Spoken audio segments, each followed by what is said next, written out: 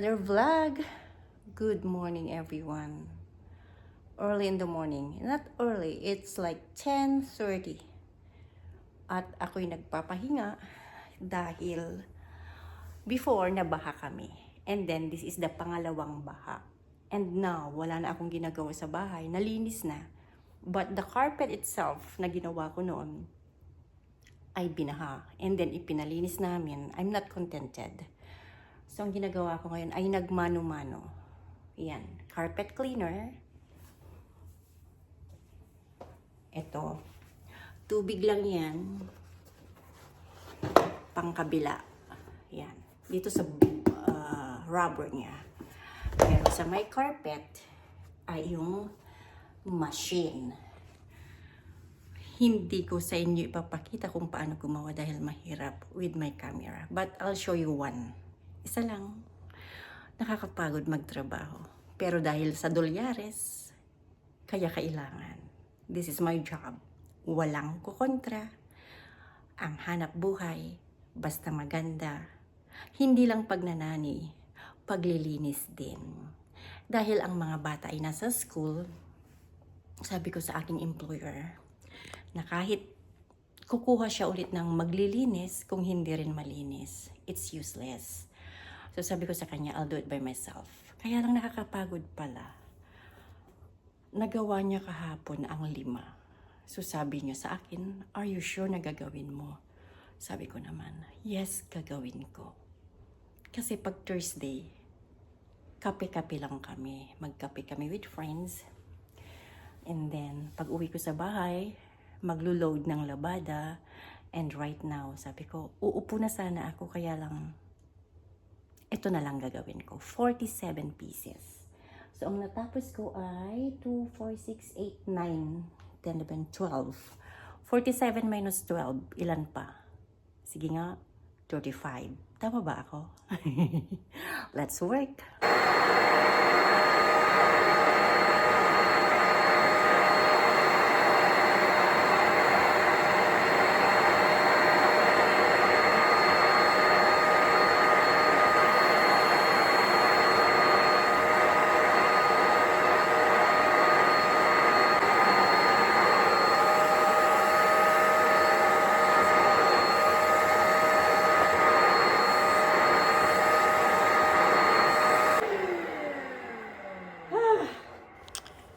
So, ayan, malinis na. Nasak na ang water. But, very tiring talaga. Okay.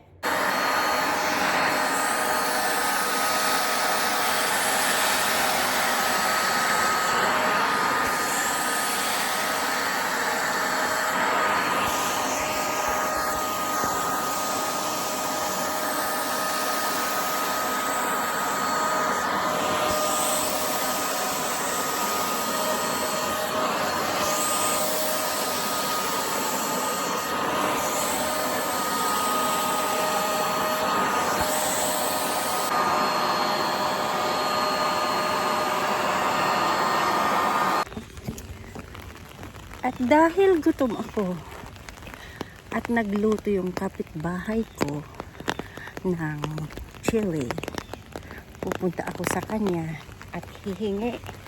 Kunti lang naman. So, buti na lang may kapitbahay. Pagod na ako sa paglilinis ng carpet. And here I am. Sana makita niya ako. Nandito ako sa kanyang bahay. Hindi kita nakita. Hindi mo ako nakita? At ako nakarating na sa kanyang bahay at mangulikta daw ako ng ulam ko. Ay nako. Buti na lang na may hilig na magluto. At ako'y pagod na pagod.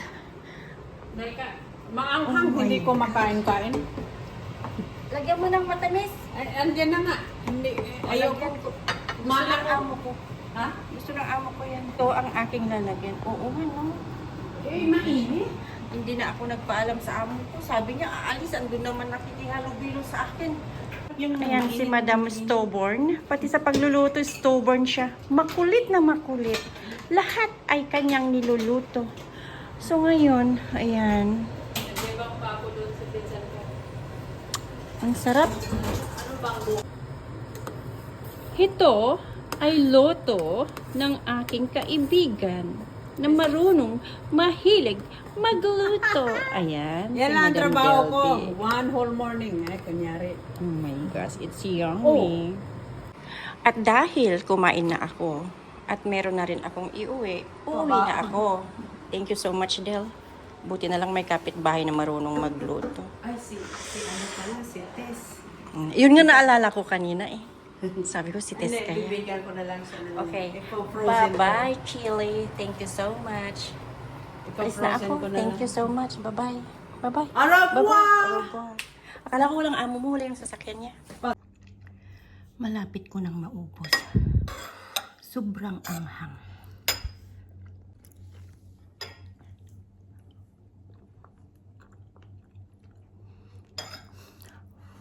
Ang anghang.